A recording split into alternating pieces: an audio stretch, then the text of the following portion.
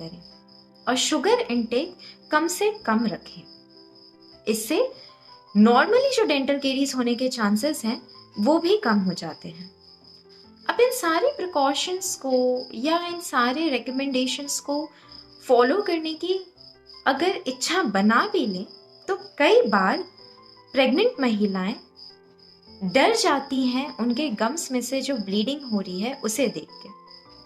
Oestrogen और progesterone की वजह से गम्स में से बहुत आसानी से ब्लीडिंग होने लगती है। तो जो पहले नॉर्मली ब्रशिंग होती थी या नॉर्मल तरीके से ओरल हाइजीन मेंटेन करने के स्टेप्स फॉलो किए जाते थे, अब शायद वो सब फॉलो करने में महिलाओं को डर लगने लगे।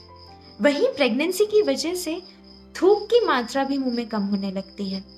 वॉमिटिंग की वजह से मुंह में एसिडिक एनवायरमेंट हो जाता है। इन सब की वजह से डेंटल प्रॉब्लम्स होने के चांसेस बहुत ज्यादा होते हैं और जब खुद से नहीं हो पा रहा है मेंटेन तो गायनेकोलॉजिस्ट और डेंटिस्ट से एडवाइस लेना और ट्रीटमेंट लेना जरूरी होता है।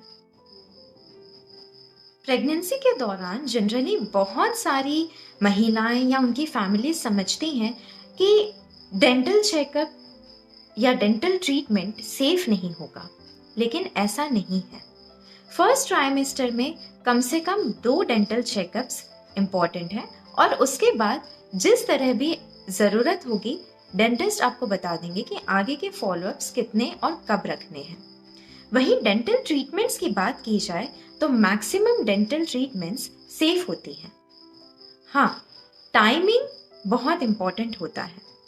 Maximum dental treatments maximum safety के साथ सेकेंड ट्राइमेस्टर में की जा सकती हैं। फर्स्ट और थर्ड ट्राइमेस्टर में जनरली अवॉइड करना बेहतर होता है। फर्स्ट ट्राइमेस्टर के दौरान बच्चे के अंदर उसके वाइटल ऑर्गन्स बन रहे होते हैं, इसलिए माँ को किसी भी तरह के स्ट्रेस को एक्सपोज करना गलत होता है। वहीं थर्ड ट्राइमेस्टर में बच्चे की ग्रोथ की वजह से डिफिकल्ट हो जाता है प्रेग्नेंट महिलाओं को बहुत ज्यादा समय तक डेंटल चेयर पे बैठे रहना एक ही पोजीशन में। इसीलिए सेकेंड ट्राइमेस्टर को बेस्ट और सेफेस्ट माना जाता है फॉर डेंटल ट्रीटमेंट्स। और आखिरी में प्रेगनेंसी के टाइम पे कौन सी डेंटल ट्रीटमेंट्स कर सकते हैं और कब कर सकते हैं, हालांकि मैंने पहले बता दिया, लेकिन एक बार फिर बताना चाहूंगी कि लगभग सारे ही डेंटल ट्रीटमेंट्स प्रेगनेंसी के टाइम सेफ होते हैं, लेकिन समय इंपॉर्टेंट होता है।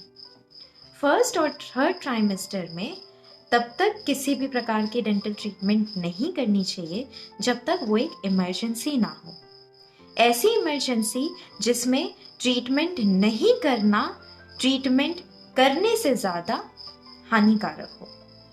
बाकी जो प्लान डेंटल ट्रीटमेंट्स हैं वो सेकेंड ट्राइमेस्टर में सेफली की जा सकती हैं। इसीलिए जरूरी है कि फर्स्ट ट्राइमेस्टर के दौरान एटलीस्ट 2 बार अपने दांतों का चेकअप करवा लें, ताकि अगर किसी भी प्रकार के ट्रीटमेंट की नेसेसिटी है तो उसे सेकेंड ट्राइमेस्टर में पूरी की जा सके। वहीं घर पे जैसा कि बताया गया, टूथब्रश और गार्गलिंग के साथ साथ डेंटल फ्लॉस का भी इस्तेमाल करना चाहिए। डेंटल फ्लॉस को कैसे यूज करना है, टूथब्रश को यूज करने की सही टेक्निक क्या है, ये अपने डेंटिस्ट से जरूर समझ लें। हमेशा याद रखिए कि ये आप सिर्फ अपने लिए नहीं कर रहे हैं, बल्कि आने वाले बच्चे के लिए भी कर रहे हैं। आप अपने ओरल हेल्थ को मेंटेन करके डिलीवरी के कॉम्प्लिकेशंस को प्रिवेंट कर रहे हैं। आप न्यूट्रिशियस फूड खा के न सिर्फ अपने दांतों और मसूड़ों को हेल्दी रख रहे हैं, बल्कि पैदा होने वाले बच्चे के दांत के लिए भी ये सारी चीजें इंपॉर्टेंट होती हैं। Vitamins, minerals, nutrition.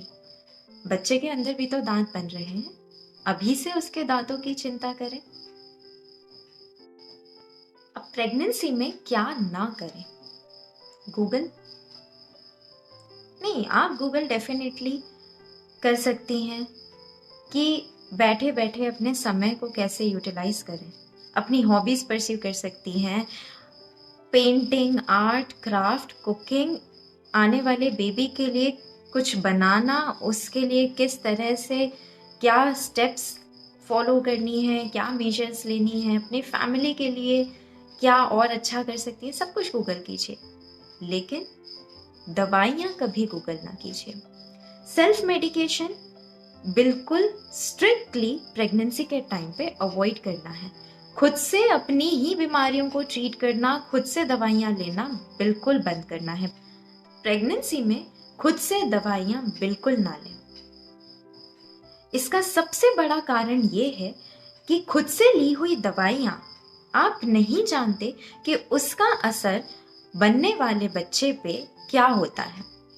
हो सकता है उसके बनते हुए दिमाग पे वो दवाइयाँ असर कर जाए, हो सकता है उसके बनते हुए शरीर ऑर्गन्स पे वो असर कर जाए, हो सकता है उसके बनते हुए दांतों पे वो दवाइयाँ असर कर जाए।